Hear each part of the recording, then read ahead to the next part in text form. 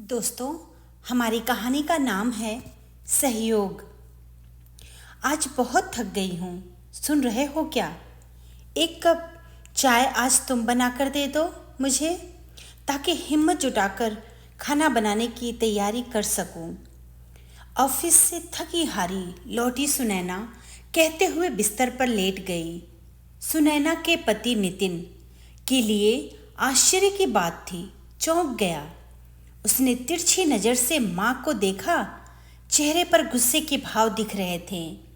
वो कमरे में गया और जोर से बोला, क्या है ये सब? ऐसा कौन सा पहाड़ तोड़कर आ रही हो तुम, जो चाय मैं बनाऊं? आज सुनैना ने मन में ठान लिया था कि चाय तो नितिन को बनाकर देनी पड़ेगी, वरना आज शाम खाने की छुट्टी आखिर कब तक बाहर व घर के कामों में खुद को पीसती रहेगी।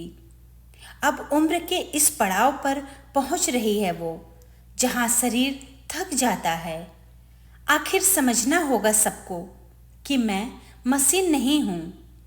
बिना कुछ कहे सुनैना मुंह फेर कर लेट गई। अब तो नितिन को कुछ समझ नहीं आया। वो बड़बड़ाता बाहर माँ के पास बैठ गया। इधर माँ की बड़बड़ाहट भी शुरू हो गई थी। नितिन को कुछ समझ नहीं आ रहा था, लेकिन सुनैना को आज बेटी की बहुत याद आ रही थी, जो उसे अक्सर ही समझाती थी कि माँ, अपने मूल्यों को पहचानो। आप ही तो कहती हो, जब तक बच्चा रोता नहीं, माँ भी दूध नहीं पिलाती। तो आप स्वयं क्यों नहीं समझती हो? आपको भी आराम की ज़रूरत है। अपना समय निश्चित करो माँ, वरना आपको आगे बहुत परेशानी होने वाली है। सोचते सोचते सुनैना की आंखों से पानी बह चला। हाँ, पानी ही तो है। जब इसको कोई पोंछने वाला न हो तो आंसू कैसे कह दूँ? आंसू तो कीमती भी हो सकते हैं। सोचते सोचते कब नींद आ गई सुनैना को पता ही नहीं चला। रात गहरा गई थी।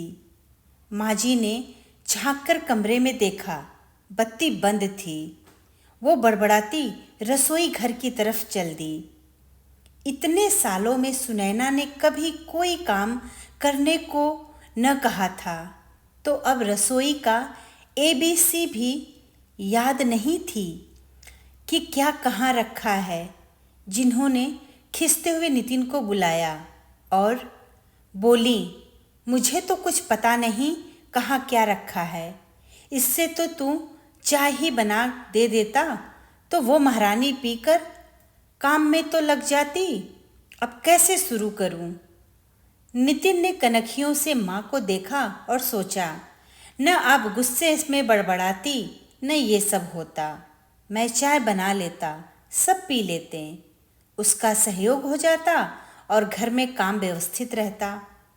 नितिन ने चुपचाप चाय का पानी चढ़ा, चाय बनाई, एक कप माँ को दे, अपना व सुनैना की चाय का कप लेकर कमरे में पहुंचा। बत्ती जलाई तो थकी हुई सुनैना को देख प्यार आ गया। धीरे से उसने माथे को सहलाते हुए उसने पुकारा, सुनैना, उठो, चाय ले लो। अब तुम्हारी थकान थोड़ी दूर हो गई होगी। सुनैना हड़बड़ा कर उठी।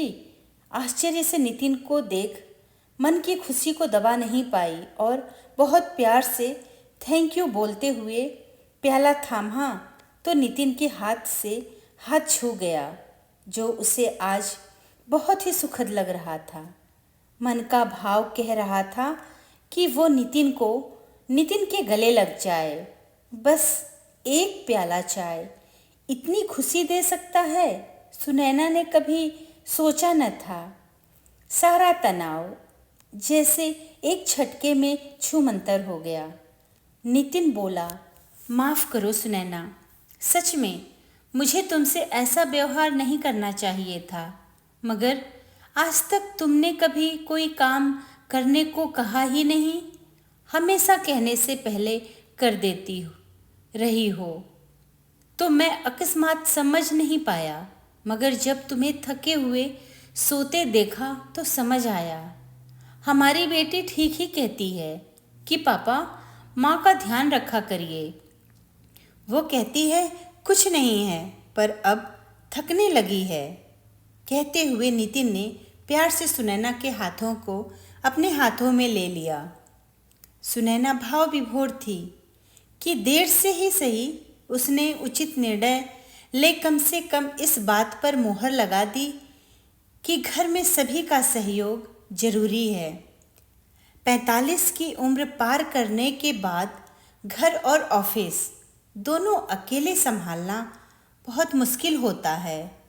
और ये सब सोचते और मुस्कुराते हुए सुनैना चाय पीने लगी।